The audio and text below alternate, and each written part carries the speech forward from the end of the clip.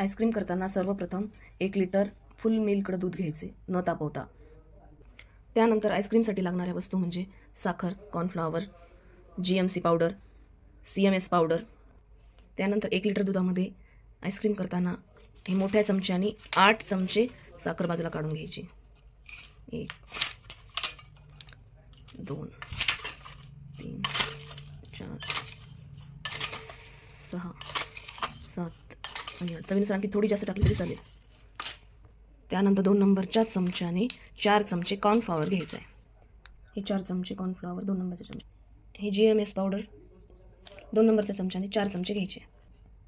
CMC powder अगदी चिमूटभर घ्यायची। हे सगळं मिश्रण उकळताना टाकायचं, दूध उकळताना। ते झाल्यानंतर घट्ट दूध झाल्यानंतर थोडंसं शेवटी थंड झाल्यानंतर इसेन्सचा वापर करायचा। हे आहे चॉकलेट फ्लेवर इसेन्स, तर आपण व्हॅनिला, स्ट्रॉबेरी, रोज असा इसेन्सचा वापर करून आईस्क्रीम करू शकतो। आता हे 1 लिटर दूध तापायला ठेवलं, त्याचं थोडंसं दूध बाजूला काढून ठेवलं का तर कॉर्नफ्लॉवर त्याच्यामध्ये मिक्स करावं लागेल। थंड दुधामध्ये कॉर्नफ्लॉवर टाकलं आणि ते अशा पद्धतीने मिक्स करून घेतलं। हे दूध तोपर्यंत उकळतंय, उकळल्यानंतर मग हे दोन्ही तिन्ही मिश्रण त्यात टाकून द्यायचं। मग ते दुधामध्ये उकळून दूध उकळून झालेलं आहे, त्यात आपण साखर ॲड करूया 8 चमचे मोठे 2। त्याच्यानंतर GMS पावडर आणि चिमूटभर CMC पावडर। हे मिश्रण चांगलं ढवळायचं। 5 ते 7 मिनिट उकळल्यानंतर दूध त्यामध्ये थंड दुधात मिक्स केलेलं कॉर्नफ्लॉवर ते त्यात ओतायचं। कॉर्नफ्लॉवर ओतून चांगलं ढवळायचं। पुन्हा 5 ते 7 मिनिट ढवळल्यानंतर उकळू द्यायचं।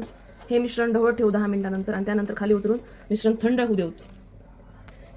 थंड झाल्यास आपण बेस्टची तयारी करूया।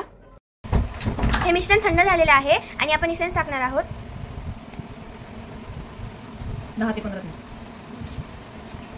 ते टाकल्यानंतर हलवून घ्यायचं आणि त्यानंतर असं आपल्याकडे जर एखादा कंटेनर असेल, पॅक डब्बा बसणार, त्याच्यामध्ये हे मिश्रण टाकायचं 10 ते 12 तासासाठी फ्रीजरमध्ये ठेवून द्यायचं।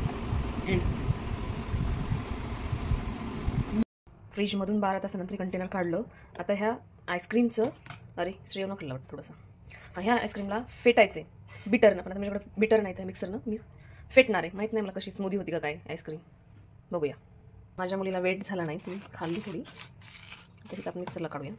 आता ही मिक्सरला फेटायले, फेटल्यामुळे थोडी स्मूथ झालेली आहे, ती परत कंटेनरमध्ये टाकायची। मिक्सरला फेटल्यानंतर अशी स्मूथ आईस्क्रीम झाली। बिटरला टाकली असती, बिटरला फेटली असती आणखी स्मूथ झाली असती। या कंटेनरला परत फ्रीजला ठेवायचं 4 घंटे, मग त्यानंतर आपली आईस्क्रीम रेडी झाली। आपली आईस्क्रीम तयार झाली, होममेड आईस्क्रीम तयार। यात तुम्ही सुके मेव्याचा क्रंच बी टाकू शकता।